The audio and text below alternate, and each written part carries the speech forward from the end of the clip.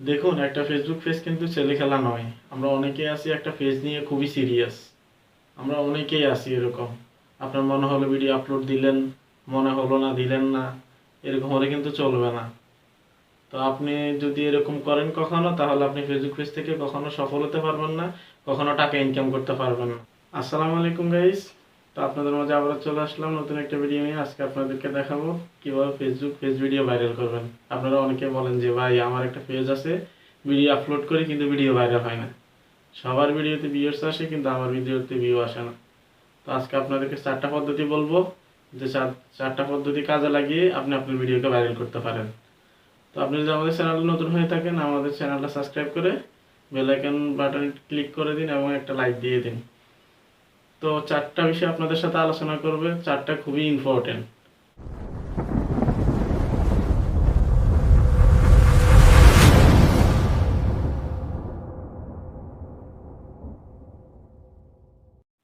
তো বন্ধুরা, আজকে যে 4টা বিষয় নিয়ে আপনাদের সাথে আলোচনা করব, সেই 4টা বিষয়কে আমরা কোনো গুরুত্বই দিই না।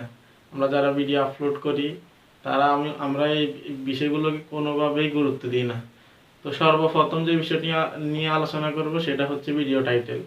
আপনি আপনার ভিডিও টাইটেল যদি ঠিক মতো দেন, আকর্ষণীয় একটা টাইটেল দেন, তাহলে অডিয়েন্স অবশ্যই আপনার ভিডিওতে ক্লিক করতে বাধ্য হবে, আর অবশ্যই সেখান থেকে ভিউয়ার্স আসবে। তো আপনি বলতে পারেন যে আমি কি কি টাইটেল দিব, তবে আপনি আপনার ভিডিওর সাথে রিলেটেড কোনো টাইটেল দিতে হবে এবং আকর্ষণীয় কোনো টাইটেল দিতে হবে। আপনি আপনার মন গড়া দিয়ে দিলেন হবে না। আপনি যদি আপনার মন গড়া দিতে চান, তাহলে আপনার ভিডিও কখনো ভাইরাল হবে না। অবশ্যই আপনার ভিডিওর সাথে রিলেটেড থাকতে হবে টাইটেলটা। তো বন্ধুরা, দ্বিতীয় যে বিষয়টা নিয়ে আমরা আলোচনা করব সেটা হচ্ছে অ্যাট্রাকটিভ থাম্বনেল। আপনি আপনার থাম্বনেলটাকে যত আকর্ষণীয়ভাবে বানাবেন, যত আকর্ষণীয়ভাবে তৈরি করবেন, আপনার অডিয়েন্স ততই আপনার ভিডিওর প্রতি আকৃষ্ট হবে, সাথে সাথে আপনার ভিডিওতে ক্লিক করবে। অডিয়েন্সের কথা বাদই দেন, আমরা যদি একটা ভিডিও ইউটিউব কিংবা ফেসবুকে দেখি, আমরা থাম্বনেলস বা টাইটেল দেখে তো ক্লিক করি, তাই না? তো এতে আপনি বুঝে নিতে পারেন যে থাম্বনেল কতটা গুরুত্বপূর্ণ ভিডিওর জন্য। সো আপনি আপনার ভিডিও থাম্বনেলটাকে ভালোভাবে তৈরি করবেন। যদি থাম্বনেল তৈরি করতে না পারেন, ইউটিউবে অনেক ভিডিও আছে, আপনি দেখে নিতে পারেন কিভাবে থাম্বনেল তৈরি করতে হয়।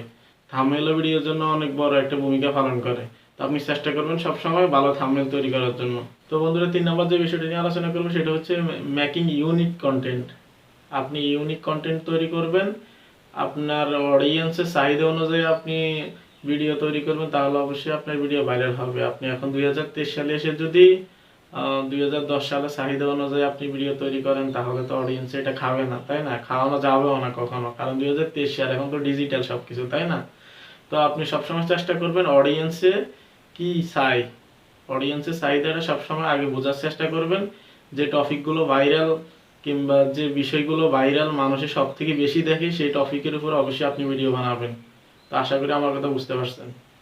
তো বন্ধুরা, 4 নাম্বার যে বিষয়টা নিয়ে আলোচনা করবো, একদম লাস্টে চলে আসছি আমরা। লাস্ট যে বিষয়টা নিয়ে আলোচনা করবো সেটা হচ্ছে এঙ্গেজিং কন্টেন্ট। আপনি এঙ্গেজিং কন্টেন্ট সবসময় তৈরি করার চেষ্টা করবেন, যে কন্টেন্টের সাথে, যে ভিডিওর সাথে দর্শকরা লেগে থাকার চেষ্টা করে। অনেক সময় হয় কি, আমরা ফেসবুকে একটা ভিডিও যদি ভালো লাগে আবার দেখি, আবার ভালো লাগলে আবার দেখি, অর্থাৎ এঙ্গেজিং হয়েই থাকি ভিডিওর সাথে। অডিয়েন্স যে ভিডিওর সাথে এঙ্গেজিং ভাবে লেগে থাকবে, এই ধরনের কন্টেন্ট তৈরি করার চেষ্টা করবেন, আপনার ভিডিও অবশ্যই ভাইরাল হবে। তো 4টা টিপস আপনাদেরকে দিছি, আপনারা অ্যাপ্লাই করে দেখতে পারেন। যদি কোনো কাজে আসে অবশ্যই আমার কমেন্ট বক্সে এসে জানাবেন। তো ভালো থাকবেন, সুস্থ থাকবেন। আসসালামু আলাইকুম।